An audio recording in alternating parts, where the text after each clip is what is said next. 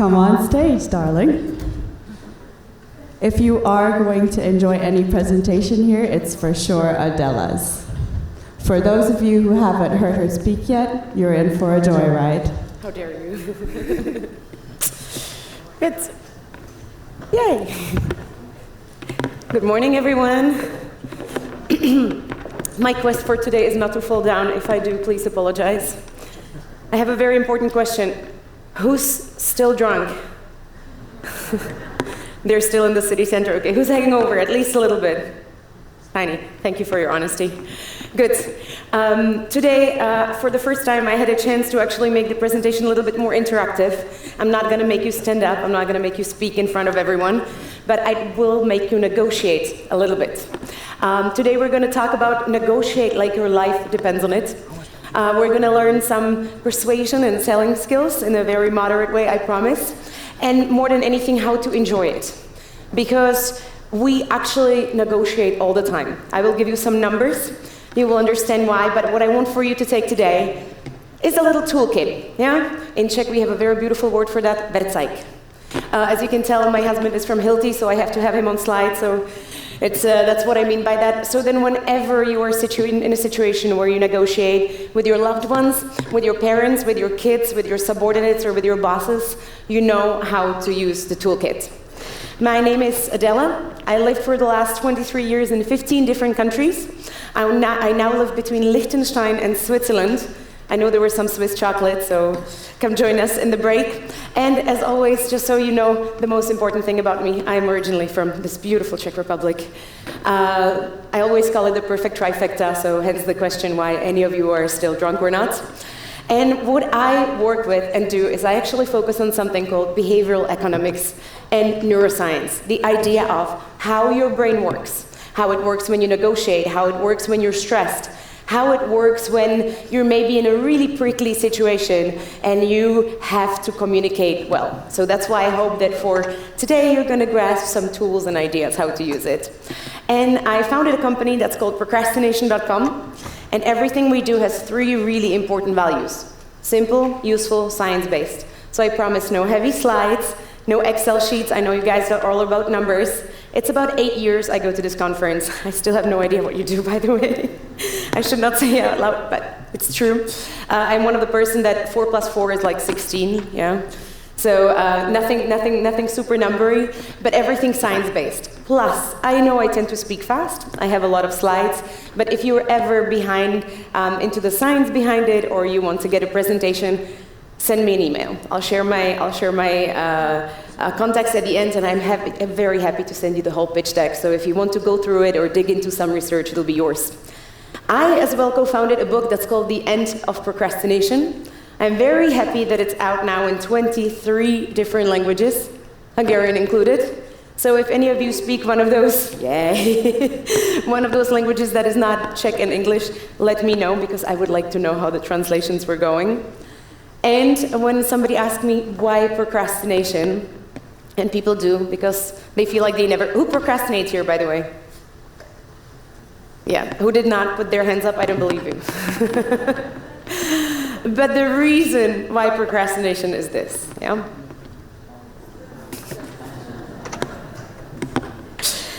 We always postpone something.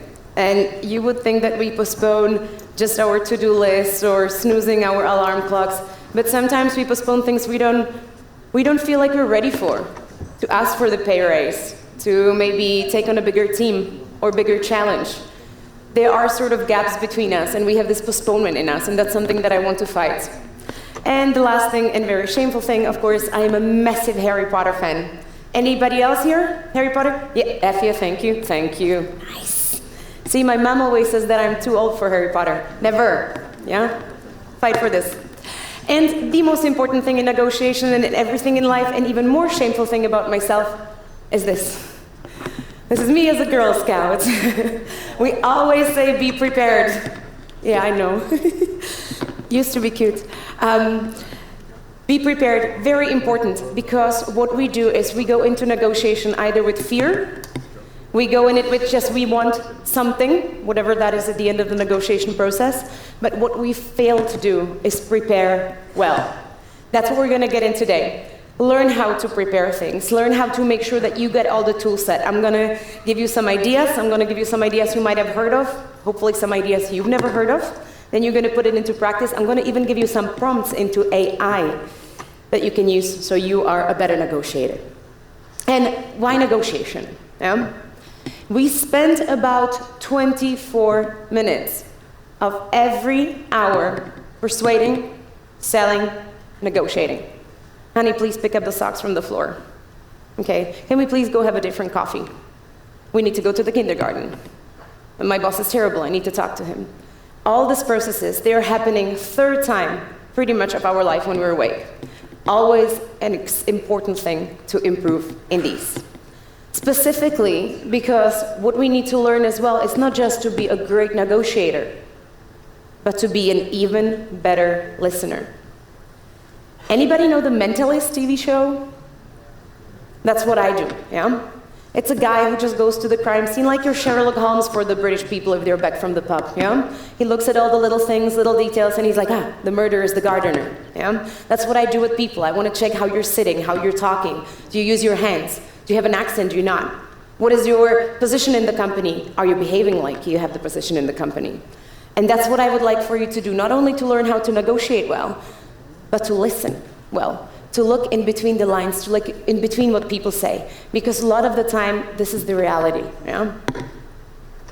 I don't know if that's just me, but I really intend to listen when I ask for directions and I go, yes, yes, yes, and I'm lost, go right behind the church, yeah? So it's very important to take any process of not just negotiation, persuasion, but as well as communication as this, to make sure that you are listening well. And it's sort of crazy that there are so many workshops on public speaking and communication skills, but none really on the listening skills. And I think that they are equally important. So that's one thing I'm not going to probably mention anymore, but please keep that in your mind. That's something that is a core when you to be a good negotiator. And my quote for the first part says, you need to build a relationship and understand the needs and the goals on the other side. Then you can negotiate, yeah? So don't go into the negotiation process, guns blazing and everything. Take your time, and I will walk you through how to make that a little bit better. Because we all have this thing that's called the negotiation sort of learned helplessness. There was a research done on mice, and they were asked, I prefer hamsters, so I just switched it, I'm sorry, but it was mice. And they were jumping in the box, yeah? They tried to get out of the box. But what the scientists did, they put a lid on top of the box. They jumped, found out that there was a lid on the box, they gave up. And the scientists took the lid out, they never started jumping again. That's something called the learned helplessness. We have it in many things, but specifically when it comes to negotiation, when we've already been, sort of denied something, we didn't get the raise, or somebody didn't believe our opinions, or didn't like what we do, we're like, okay, I'm not going to do it again. So that's something I would like to overcome. I would like for you to have a new perspective, a more positive perspective, okay? To see not to get busted, but to see sort of like the great thing at the end of the day. And to use your negotiation skills like a shield. And when, exactly, you miss your flight or you go to a bank and you just need a better mortgage or whatever it is, so you stand there well prepared. And why should you negotiate better? A very interesting research actually says that the top negotiators actually invest 90% in the whole negotiation process into preparation. And as I told you, so many people are like, okay, I know what I'm doing. I don't want you to know what you're doing. I want you to be 100% prepared, okay? To know all the little nuances, all the little details, to find what the company you negotiate with does, the person that you're talking to, what's their pet's name. All of those things are super important in the process. Because so many times we think that we work like this. Yeah, this is the company, the HRs, the leaders, the L&D, or whatever structure we have. But, and this is my favorite slide, this is reality. Yeah?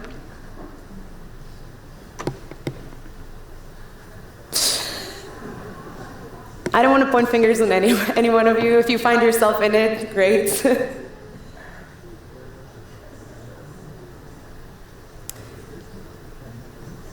I will send you the presentation after, yeah, if you want the slides.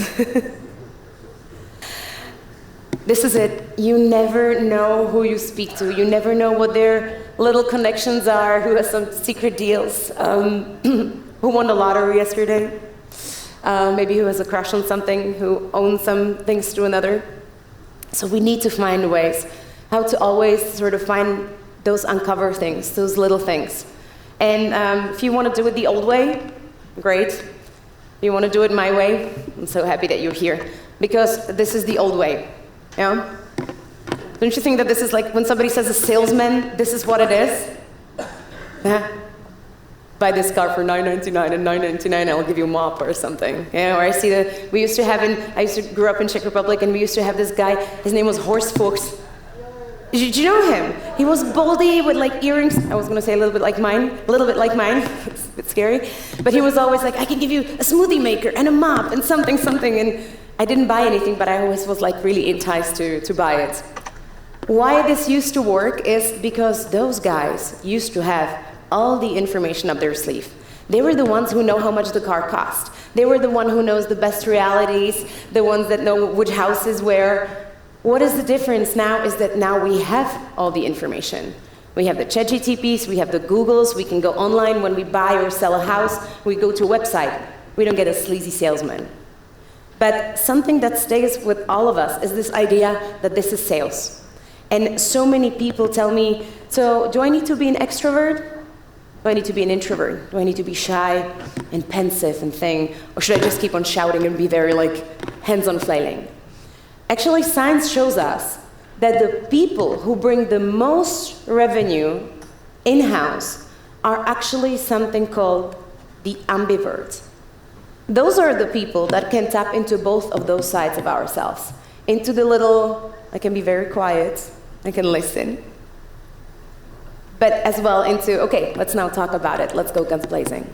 So that's what I would like for you to switch the perception is that you really don't want to be the sleazy salesman, but you don't have to be like all out and shouting and outgoing and best friends with everybody, okay? The very important thing, and why I'm going to talk just a little bit about our human brains and how you're going to put it into practice is it's not actually anything that the sleaziness or the extroversion, it's actually emotions that sells the most thing. I cannot sing, but I'm loving it. What am I selling? McDonald's, thank you. Terrible singing, but you see where I'm going with that? Yeah, eat fresh. Subway, yeah? We're learned not to just listen to numbers and digits and all the slogans. Now we buy because of songs, because of jingles, because of just words. Those are all emotions. Tell me, what does a good babysitter sell? What do they sell you? And shout out, I'm not going to call your names, or in the worst case scenario, I'm going to point at you, and that's going to be terrible. Tell me, what does a babysitter sell? Exactly. The relaxed evening. The peace of mind that your kid is safe, home, everything's fine, you can be with your partner. Yeah? What does a locksmith sell? Exactly. The feeling of safety. Yeah? We forget that we always go with selling our products, our ideas, some services that we provide, but at the end of the day, we actually sell emotions. Yeah? If you buy the newest iPhone, nobody ever is catching what type of camera is inside or what is the processor or something. No. First, you need to see a very colorful picture, and you need to know that your friend has a better one than you do. Yeah. And I'm the worst Apple sheep, so like it's all guilty here. But the moment somebody has a better phone, you need it too. Yeah. That's what sells. The emotion that you need something more. I mean, iPhones have been looking the same for like what? 5 years now? I don't want to put your hands up who has the newest one, but I'm guessing quite a lot of us. Yeah. So, very important to think, sell with emotions. Why? And I'm going to back it up with science a little bit. Anybody read this book? Good, because I want to tell you, I'm going to tell you don't read it, yeah? It's a first suggestion, do not ever read this book. I love this guy, he's my crazy crush. Sadly, he passed away, but he's still amazing. But Daniel Kahneman actually wrote a book, it's about this thick. And what he did is he went to the stock exchange and said, those guys are rational. They know numbers. They go hardcore numbers. Yeah, of course. Who is more rational than guys in the Wall Street? And he listened to all of them doing what they're doing, just sort of shadowing them. And then one of them kept on buying a stock that was losing quite a lot of money. And he says, why are you buying this stock? It's losing money. Like, what's wrong with you? You're supposed to be rational. And he says, oh, it has initial of my grandma. And he dedicated his life to pretty much understanding how we're rational and irrational. He as well won a Nobel Prize in economics. He's a psychologist, yeah. Imagine you win a Nobel Prize in something that's not even your field, like Friday. But what he did is he actually uncovered how we use different types of brains. Our brains look like this. Oversimplification, if there are some neurologists, I apologize. But this is pretty much our brain, yeah? We have the reptilian brain, the instinct, the idea that if this house is now on fire or a tiger runs in, you guys all run away, I hope. This idea that we all share this with animals. And then we have another part of the brain, the sort of the limbic brain, the one that's responsible for the emotions. What is great with this part of the brain that it stores all your long-term memory. You don't have to close your eyes, but imagine your first kiss, or your wedding day, or the birth of your child, or maybe a car crash that you had, a funeral you visited. What is interesting about those memories that you're not just picturing the memory. You can tell the song that they were playing. You can tell the sweater you wore. You can see the car that crashed into you. All those little details are actually attached to this part of the brain. That's why they tell you that we learn through emotion. The more excited you are about learning something, the more you keep it. There are actually research that shows that when you have a hot professor, you have a tendency to remember more, yeah? Not the best idea how to get people into education system, but this is sadly or luckily how it works. And this part of the brain is super working all the time, all day, every day. And then we have the neocortex, okay? That's the part of the brain that's the rationality. That is the part of the brain that tried to tell you to go to sleep yesterday at 10 p.m. Yeah, it didn't win. Most of the time, that doesn't win. It's the one that tells you that after work, you should go probably to bed and sleep and do yoga and go to a market and shop for something really healthy. And then the limbic brain, the emotional one, tells you, no, Netflix and chill, order pizza, yeah? And those two things are always working with each other, sort of against each other. And the thing is that the emotional one is 10 times stronger, 10 times stronger than the rational one. So I want you to see from now on, I hope I'm going to ruin your life forever, and what Daniel Kahneman pretty much had an idea of, that everybody is like the elephant and the rider. The elephant is the huge emotional animal, yeah, that always goes like, hey, I want to ice cream, I want to sleep in, I don't want to do anything. And the rider is the little thing that goes, no, we have to do some serious adulting, yeah? We have to sit at the conference, we have to eat healthy. And those guys are always working against each other, yeah? It's like this huge emotional animal and the little tiny guy on top of it. Tell me, when you get a few beers in or a few wines in, who do you think has a more decision over what you're gonna do? Your elephant, yeah? The moment your rider is drunk, you are highly doubt gonna make your elephant go to bed at 10 p.m. The moment we are exhausted, we are drunk, we are whatever, our cognitive resources are depleted, we're not our best selves, the elephants take over. So blame the elephants if you're misbehaving, yeah? Why do you think people cheat drunk? Why do you think people do crazy things when they're tired? Why don't we go to that yoga class or running class or whatever when we are tired? Because then it's super hard to make this huge animal do anything that we need for us.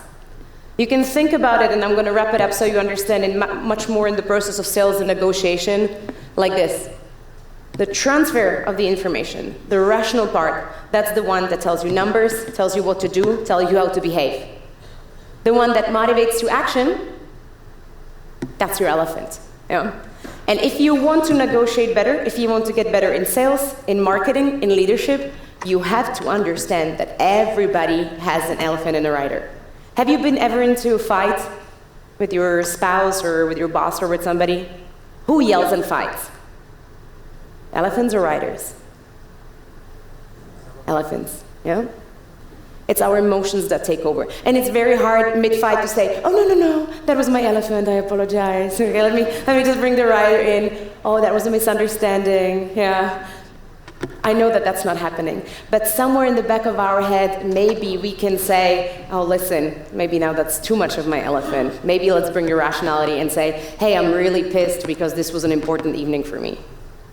And we can do this when we sell, we can do this when we negotiate, we can do this when we talk to our subordinates. When you, for example, have somebody junior that works for you and he seems overwhelmed, but you need him to work, but you can just come and say, hey, I know it's really difficult, yeah? When I was in your shoes 20 years ago, that was a tough job for me too.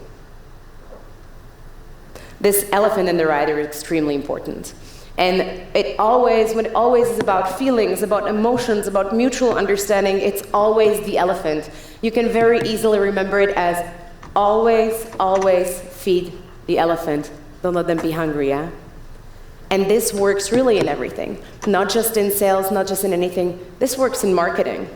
This, for me, is the best marketing campaign ever.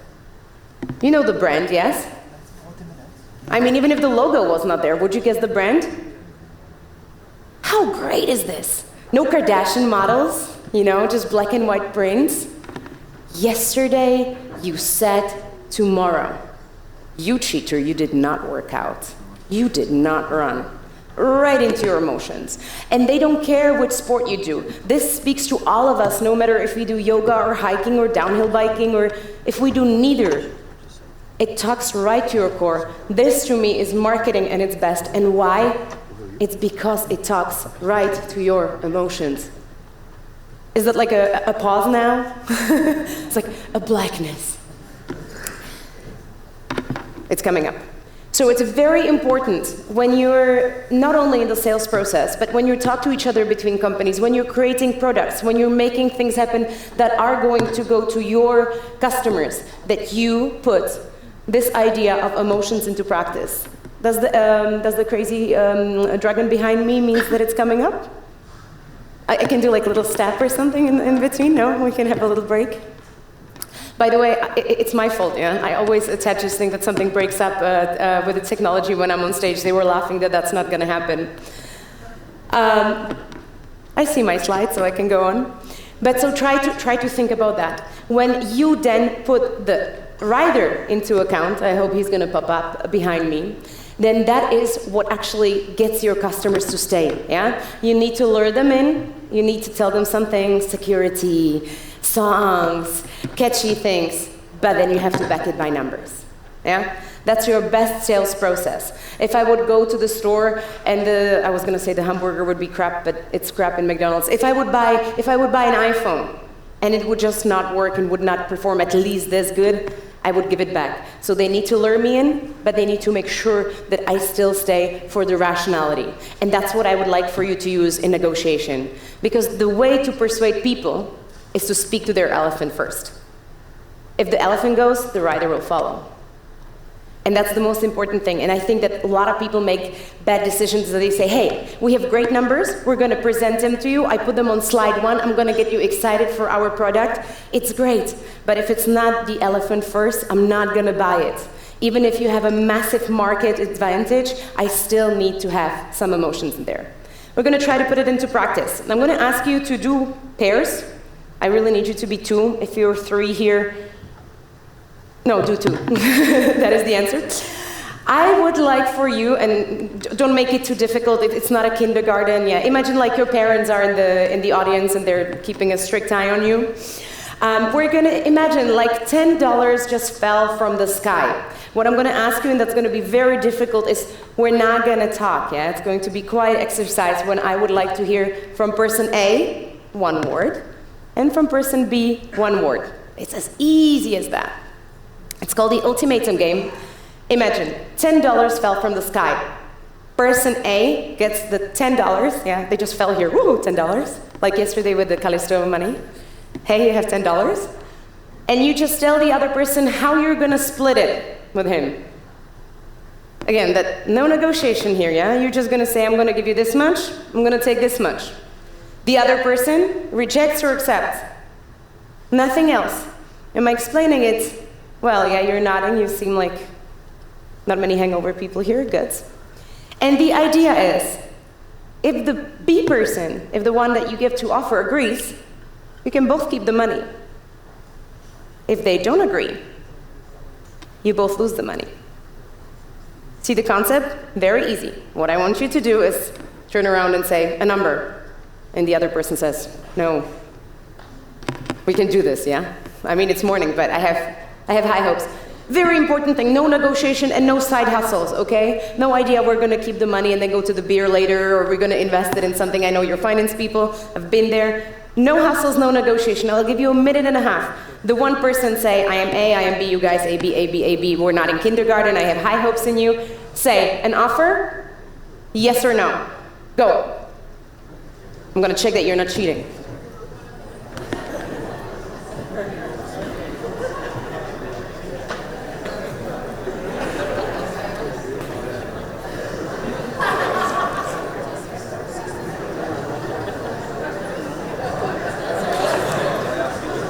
No hustling.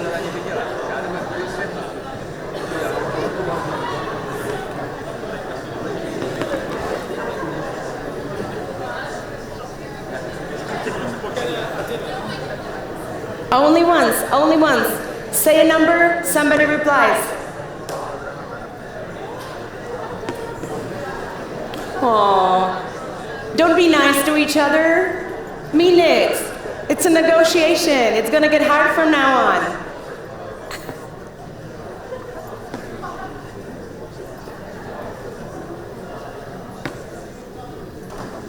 Okay, stop. Stop. Esther, can I borrow your whistle? Stop. You have to stop talking right now, thank you. So, tell me, except for the fact that no talking is, I know it's hard. Tell me, who, no side hustles, yeah? By the way, those two guys, I thought they were gonna side hustle. I was like, no, I want you to have more money. No, I want you to have more money. That's like cute, but reality? Come on, yeah. Who agreed? Who got to keep the money? Who disagreed? Okay. Nice, nice, nice. Who came to no conclusion whatsoever? Needed more time or the game was too difficult? Good. For the people who negotiated something, and yell when you're brave, what was the splitsies? What was the number? Was it 3-7? Was it 9-1? What was the deal? Tell me and yell out so we can all hear you. 60. Somebody negotiated something like 8-2 or 9-1 and get to keep it? 7-3? Nice, good job there. 6-4 at least? So most of you guys are 50-50, yeah? Somebody who, brave enough from the guys who did not agree, why did you not agree? Sorry? Stubborn. Hello, emotions. Good. Tell me why the quack did you not just keep the $10 or the 9-1? Why did you try to do 50-50? Why did you now all number people used emotions when somebody just gave you $10? No? Free $10. We always have this rationality that, hey, that's $10, you see it as a number, but then the emotion creeps in. Because then it will be obvious if somebody goes 9-1, I agree, somebody just gave me $1. Why would you do it any way around? By the way, that's my earrings clicking on the mic, yeah? I'm gonna strip here a little bit. It's something that's called the loss aversion bias. It's this idea that we feel so much more pain from losing that we actually feel from gaining. Yeah? It's this idea that even if somebody gives you free money, and you can get free money, and you know money, like who better than you guys?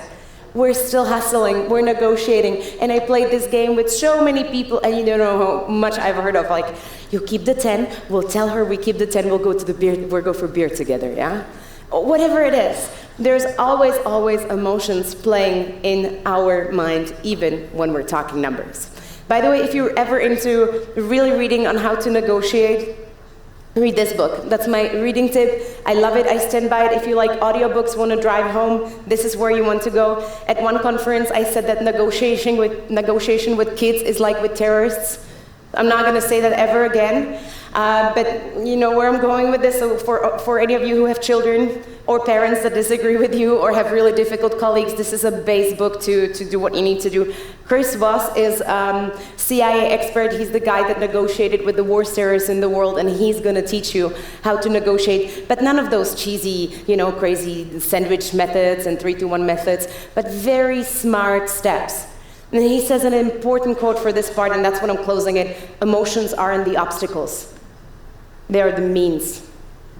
And very strangely, I prefer to negotiate with very emotional people rather than those,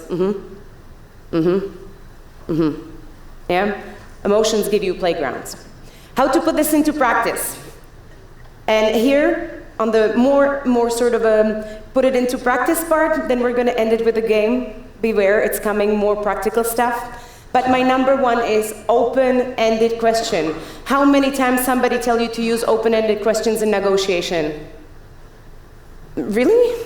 Hello? Okay, everybody puts their hands up. How many times do you use them? How many times do you really use them to be as a target? Every single time I start negotiating, I start with questions, not, you okay? The answer is just, yeah. Yeah? Use the words like why, when, what. Ask people. Ask them not just in negotiation, but in a human contact. How terrible it is to come to corporate job and be like, hey, you doing good? Yeah, good. Every day, 300 days a year? The open-ended questions, think about it as be a problem finder, not a problem solver. This is what gets you the farthest when it comes to negotiation. And what I like to connect it to is something called the midnight DJ. Yeah? It's the midnight DJ voice. It's when somebody gets really emotional and it has some issues, you go like, hi, it's Radio Stanford. Welcome to the night groove, And then I get to this idea where everybody's like, too many questions, too many things are happening, and I will be like, interesting. So the proposal, you meant this and this? And what I did, I calmed my voice, I calmed my elephant, and how that works is it calms them. Use this idea of the midnight DJ / the open-ended questions as a perfect combo to get where you need to be. And I will tell you another great trick. You're gonna like this one. I want you to be 3 again. This is my daughter, by the way. Her name is not Heidi. I regret it a little bit. That's her Swiss childhood, yeah? She's in this perfect stage where she's 3. Do you remember this phase? But why? But why? Why? Why? I don't know. Elephants have 4 legs. I don't know why. Mommy's tired. I want you to use this into your advantage. We're going to try this thing called the 5 whys. And when you're going to try it for the first time, it's going to be really weird. And for the second time, it's going to be really weird. And then out of nowhere, it's not going to be weird, and you're going to be winning. It's this idea where you ask somebody 5 times why, and you do not let them back out. Use this with your partners, use this with your customers, use it with your boss. Imagine, I'm a consultant. I work with huge companies all around the world. I teach them communication. I have a big team of 35 people. We each have a different PhDs and diplomas in different things. I go talk to an HR. This is what I hear the most of the time. I'm not interested. I'm not interested in your services. Number 1, why? Quite simply, I cannot afford it. Okay, normally somebody would leave, not me. Why? Well, lately there's been some cuts, yeah? The whole company has been cutting budget. We don't have budget for you. Somebody would leave, not me, yeah? That's how I ended up on the conference. Why? Well, our top product didn't sell as we expected, Just cut has to be made. They have really no budget, like this is where you really go home. Why? Our product line was crap because one of our most talented leaders left and her replacement was useless. Why? To be honest, our hiring practices suck. Bingo, I have a job. Yeah? Great. Part of my company actually works with improving HR hiring processes. I can train your people, I can train your L&D, I can help your HRs hire better people, and I do audit and reconstruction. And I have a job, yeah? If I would give up on the first why and just hear that they have no budget, I would be out.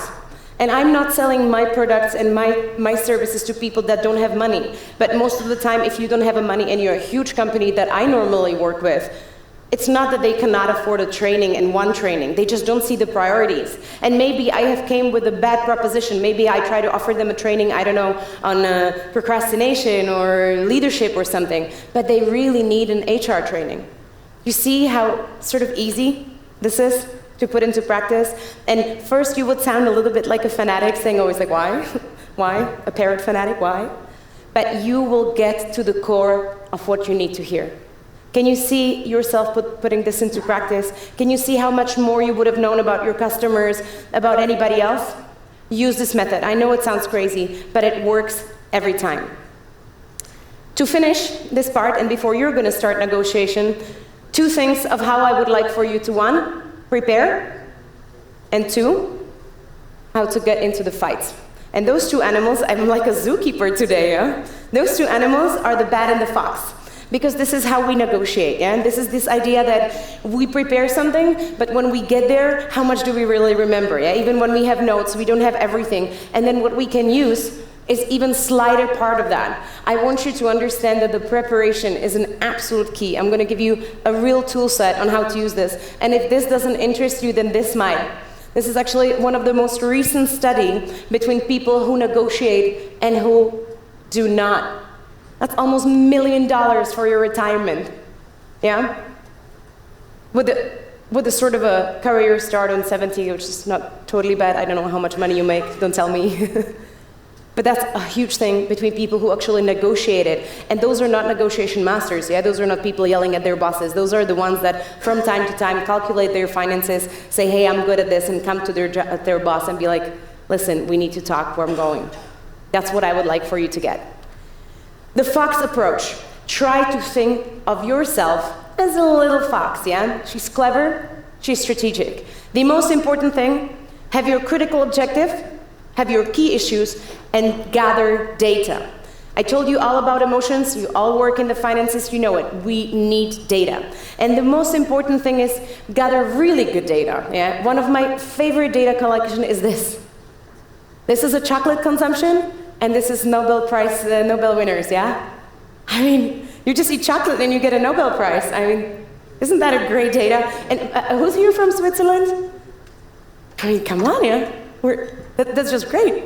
So be careful about the correlation and causation problem, but research the data. Show people interesting data, but show them so they're interested, so it's not just a sort of a paper in there. And when you present the data, do something that's called the pain avoidance approach, meaning that rather saying, hey, this is great, you will feel better, you look into what pains them and you say, this is great, you will avoid feeling like crap.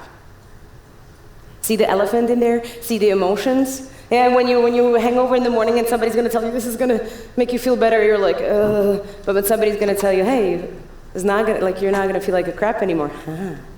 Yeah? So try to really think of how do you present your data, how do you sell them to people, and try to put the good emotions in them. With the offer, the always important thing is the added value and the benefits you bring to people. Never ever think that people know you. Even if they read through your whole website, even if they know you for years and for decades, always make sure that you not forget to tell them, hey, these are all the advantages, these are all the benefits. This is why we are the perfect thing on the market. We use AI like nobody else. We do this and that. Don't give up. And when you prepare that, and we do this with a lot of companies, I do it with my team, it's the empty chair approach. It's this idea that you sit around the table and there is always one empty chair. And that one empty chair, that's your imaginary customer. Yeah? That's your imaginary person you negotiate with. And you say, oh, this is funny, like, why would I have an empty chair? But we have a tendency to forget. We have this tendency of, hey, we're thinking about our customers, but then 30 minutes into negotiation or preparation, you get out. No, keep it. It's free. It really helps you to attune. And, you know, our human beings, we really need this sort of physical representation. So use this empty chair approach, especially when you're bringing a new product, and especially when you're launching a new product and you want to sort of see how the market would get it. Put somebody in the chair that is your devil's advocate. Yeah? Put somebody that would disagree with everything you say, put the most difficult customers in the chair, and you will see how much this will help you. The X stand for your unique value, your X factor, your competitive edge. Those three things need to all work together. I, by the way, love this research. There is a city in Sweden, and they had a problem with people speeding.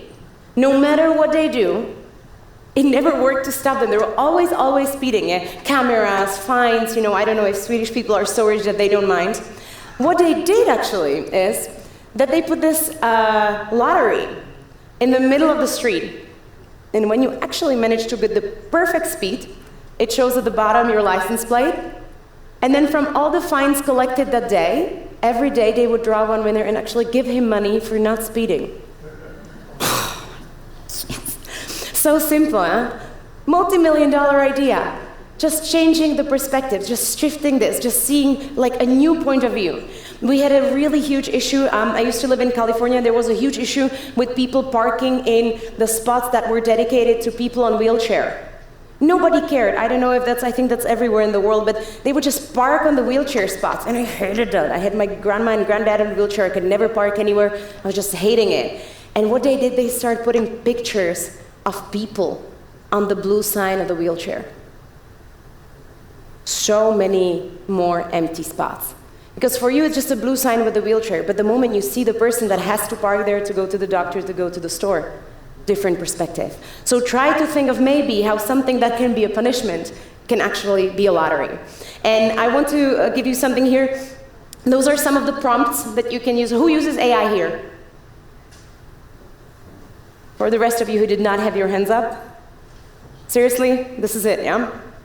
AI will not replace you with the people who would not know how to use it. They're going to replace you, unless you work in taxes, yeah? Might apply to you at least a little bit. But this is some ideas, and that's why I tell you I will send you the presentation. We don't have to read through all of this today, but use AI. Even the beginning, even the cheapest free AI, you put some great prompts and it's going to tell you great things. Help me determine what unique advantages my company has in the field of this and this. Yeah? What you can do is you can actually put somebody's name and say, hey, this is Adela's LinkedIn. You can download somebody's LinkedIn profile, put it in the PDF, give it to your chat, and say, what can I sell her? This is a crazy world we're living in, yeah?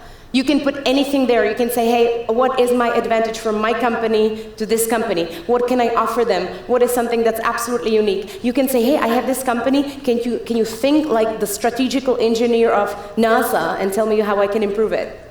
Please use AI, yeah? It's absolutely amazing. That's your Fox. Focus, offer, and your X factor. I want you to think of those three letters every single time you prepare for any negotiation. Second part, the bet. That's what I want you to be when you're right there, when you're already negotiating like your life depends on it. Like a very clever but very strategic bet. The base, have your clear objectives and the right decisions and use better questions. I have a perfect tip if you need to get somebody speaking. It's say the last 3 words. Works every time. Somebody talks, and then they stop and they'll be like, hey, I met this guy and we went out for drinks and like he was like tall and blonde and cute and you say, tall, blonde, and cute? And they'll be like, yeah, but he's smart as well and plays sports. And you can do this with anybody. You can do it at work when somebody says, hey, you know what, like our company is missing this like a process that would help us, you know, with the revenue. And you would say, help with the revenue? And they would say, well, not maybe revenue, but you see where I'm going with it? Your elephants are attuned. It seems like you're listening. The last 3 words, when you repeat it, it not only means that you're listening, but it makes people tell you more. The attunement, very important thing, something that we're extremely forgetting about. And I'm going to ask you to do a little exercise with me. It's something called snap, snap, E. I'm going to ask you to snap twice, and then I'm going to ask you to draw an E on your forehead. Now you're going to put a finger to your forehead and you're going to write an E. Can we do this? 1, 2, write an E. Which way you wrote it? Was it facing you? Or was it facing me? Me, you? You're facing me, better attunements, yeah? You're thinking of me. To the person who wrote it the other way around, I'm not saying you're narcissistic and self-centered, but hey, think about why you're thinking of yourself, yeah?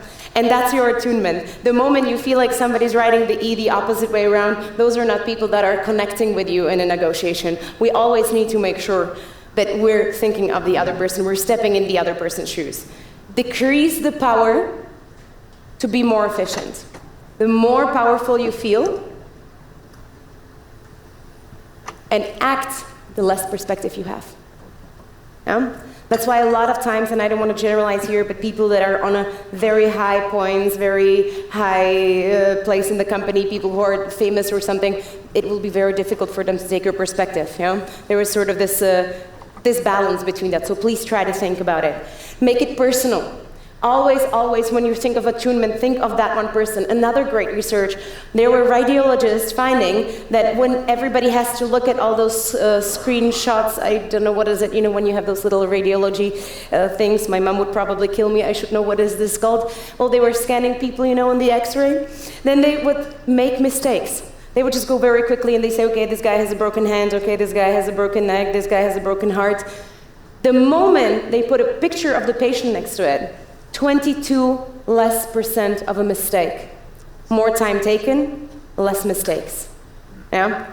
That's why making it personal is extremely important. Trust. And we talked about it yesterday with somebody, and I love the word more than anything, authenticity. Do not negotiate like me. Do not negotiate like Chris was. Do not negotiate like John or Mary. Negotiate like yourself. Improve your skills. But your authenticity as a negotiator is going to be your biggest asset. Because be careful, yeah? That's how it works, yeah? We want to be somebody, and the execution is not always the same thing, yeah? So try to think how to bring something from yourself, from your inside, into every negotiation. Keep that, be yourself, because nothing is worse than when you go to the same company, talk to different people, and then all of them are in the 3 room and they would know 3 different Adelas.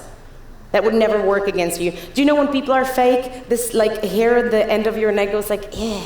That's something we all hate, no matter where we come from, what do we do? The authenticity is something that's always going to play into your account. And this is the bet. Those are some of the prompts that you can use when you're already in the negotiation process and you need to get much better. Like, what questions can I ask better to understand the priorities of Lego, Hilti, whatever it is, yeah? Suggest ways I can build trust. You know, you can actually ask your ChatGPT to just be like, hey, can you negotiate with me? You can say, ChatGPT, be a Chris Voss, he's the best CI negotiator, and negotiate with me. Next time you're bored in the car or walking somewhere, and you're thinking, hey, Instagram, maybe this is the idea that you can use technology actually to make you a better negotiator, yeah? Base, attunement, trust. Core of those 2 things. You're fox when you're preparing, you're bat when you're negotiating. And don't forget, please, listen, yeah? Now let's put this into practice. My favorite time. What we're gonna do is we're gonna play a little game. It's called the River Dilemma. Again, I'm gonna ask you to work in pairs. If that's possible, don't be 3. If that's not, don't worry. We still have a little bit of time, so no rush with that. What I'm gonna do is I'm gonna give you a little story. I'm going to read it for you. You're going to have it in front of you on the screen, don't worry. And what I'm going to ask you to do is, it has 5 characters. I would like for you to decide for yourself and yourself only, preferably even if you write it on the piece of paper, that would just make my heart melt, but I know paper is not for everybody. Write it on the piece of paper. Who are the characters in that story that you don't like at all? He's the worst character. He behaved like a douche. All the way to a character that you're somehow like, okay, he's an okay person, yeah? And what we're gonna do, I'm just gonna ask you for 1 minute only, to write down those 5 characters. There are 5 of them. There's Abigail, Gregory, Cindy, Mother, and John. And I want you to do this list. I'm gonna get back to it, don't worry, we're gonna get there. least favorite, you disagree with, you almost hate, all the way to this characters is somewhat okay.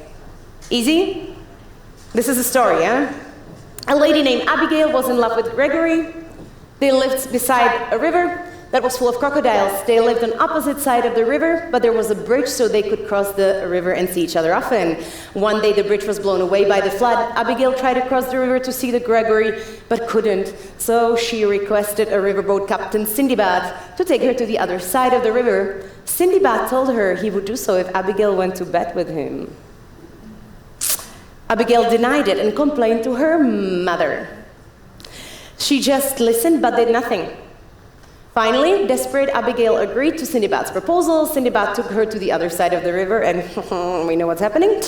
After seeing Gregory, Abigail told him about their incident. Gregory immediately left Abigail. Abigail got angry and said her misery to her friend John. John became so mad that he brutally beat up Gregory. This could not be any more simple, okay? Don't try to solve it, don't build boats, don't build bridges, don't get into the negotiation of what's wrong, what not. What I would like for you to do is for 1 minute, and I'm stopping it, to make a list like this, yeah? Worst character, I don't care who that is, all the way down to somewhat okay character. Clear on that? Yes, Adela, clear on that. Good. I'm leaving the story here. Go, your first 60 minutes. Make sure that that's a list you agree with. Make sure that that list you would get tattooed on your back. Make sure you stand by your own opinion.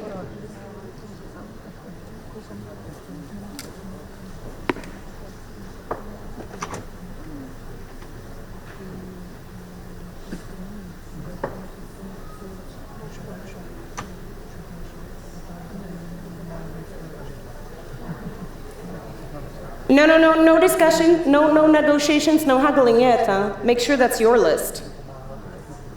Just your list. 5 characters. Easy as that.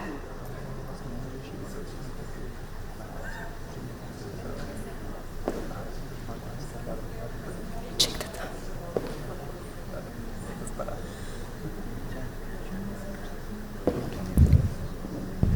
Perfect. And now what I want you to do, I want you to look at your partner right next to you, and I want you to negotiate and make him change his list according to yours. Do whatever persuasion techniques you want, but make sure that in about 2 minutes, you have one list that both of you would get tattooed on your back, yeah? Now use your magical power, explain to them why this list is your way, and make sure that you come to an agreement. I'm giving you 2.5 minutes. I'm generous today. Go.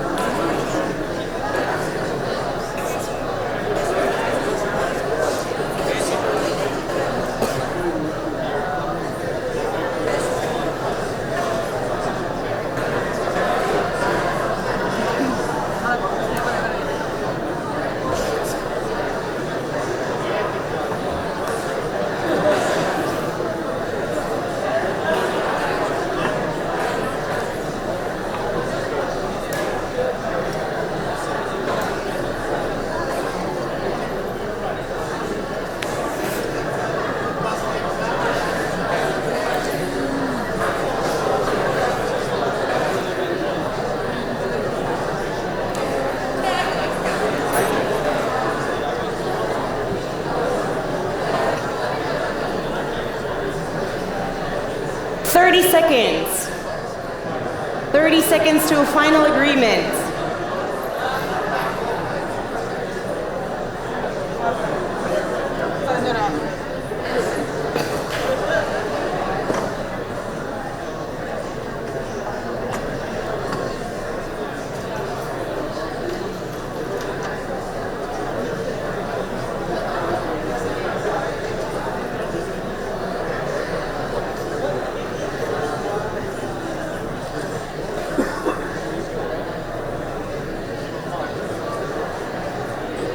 Okay. And stop.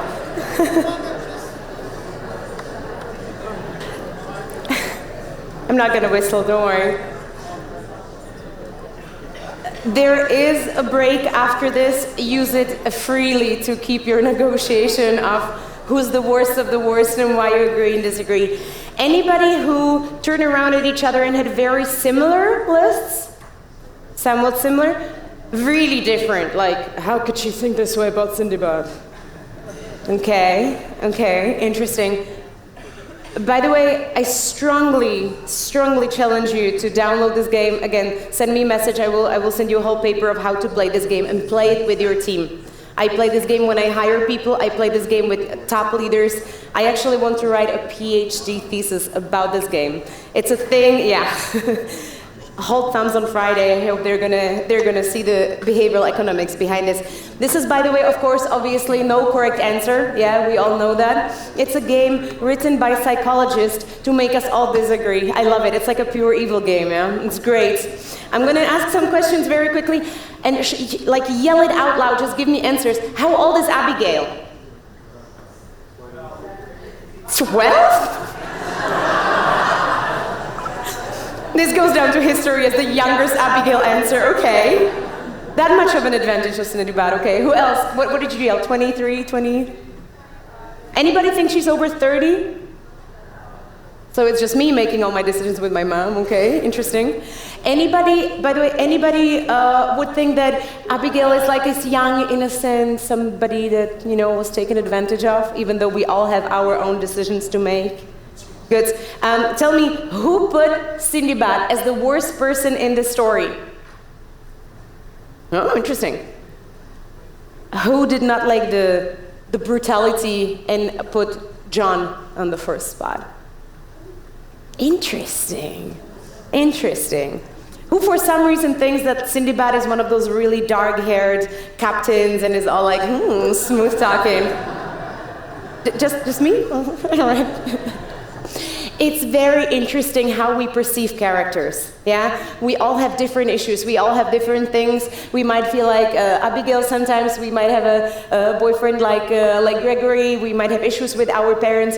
No matter what we think, the most important thing in this game is negotiation. The longest I played this game was an 8-hour workshop. And it was perfect. I didn't know who to hire on a position. I was actually given 8 candidates and they said, Adela, we trust you, hire somebody into our team. I knew the team for some time, but I needed to know how the people, what they would do. And this is the great thing that you can play it on any offsite or anything. We played a lot when they invite us to go somewhere in the countryside. And then the best thing was we lived in a hotel and about 3 o'clock in the morning, there was some racket outside behind in the hall and all I could hear was like, but dude, Abigail was like so okay with that. Oh my God, what did I make people do? Yeah?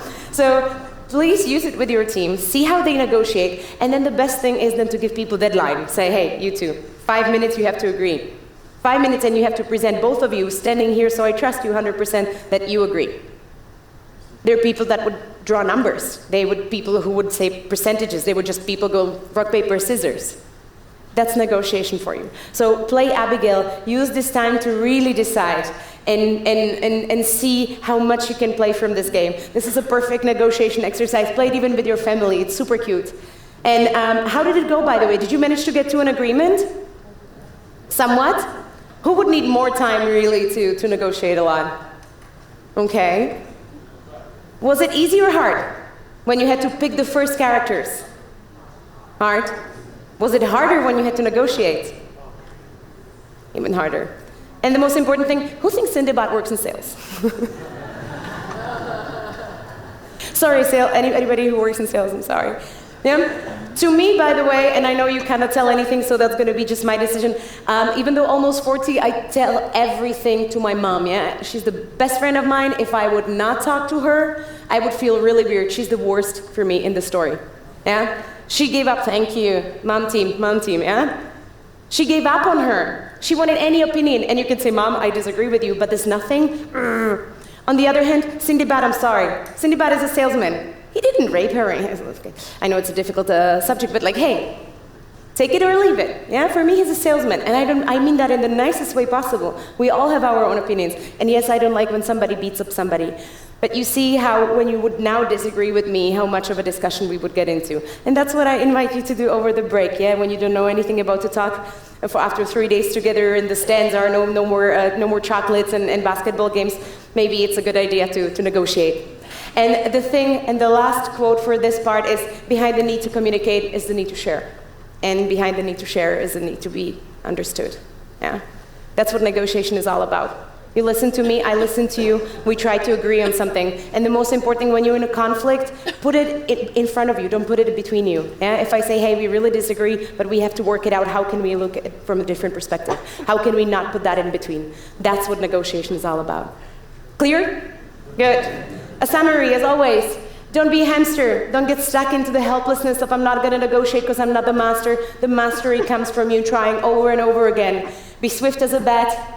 Get into that thing, use the open-ended question, use the last 3 words, really enjoy it, channel your inner fox. If somebody just joined us, it seems like really like a zoology conference. Channel your inner fox, meaning really think very smartly about how you prepare, what do you do, what you had to look into, and tame your elephants. Yeah, I should have said that before the party yesterday. But every single time you get into disagreement, even when you feel sad, when you feel overwhelmed or something, the first thing you need to is to talk to your elephant, talk to your emotions. And as always, please do not procrastinate, yeah? Because it's easy as this. You make smart preparation, you have clear steps in your negotiation process, and that's your negotiation mastery. And I have to close it with a quote. I'm the quote person. And this one is actually my favorite ever and ever, because I do believe that never to stop learning new things. Education and improving ourselves, learning something new, being here, inspiring each other. Just always, always learning is the core of everything that we do. And hence the quote. If you are the smartest in the room, you're in the wrong room. By my mom. Good. 20 seconds from today, what I'm going to ask you now. Write on a piece of paper one key message from today. Write it into your phone, write it onto a paper, say it to your neighbor. What is the one thing that you're taking from today's talk? And then we're going to go to a break and coffee and everything, so don't worry, there'll be cakes.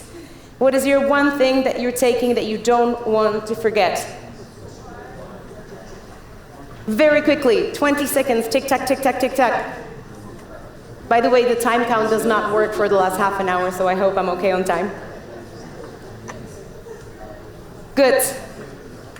As I told you, if you need to, if you want the Abigail, if you want any of the slides, or if you need to see the conference again on a slower pace, you can watch the recording, you can send me an email, I would gladly share the slides with you. If you're into reading and you feel like you're the procrastinator, this is the way to go. And if you want to stay in touch with me, this is the way to go. I'm going to stand aside so you can get the QR code.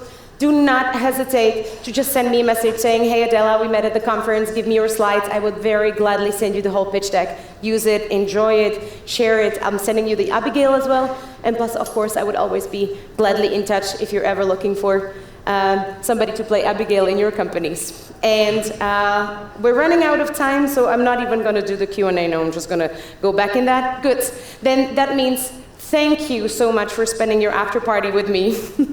I hope you enjoyed it at least a little bit.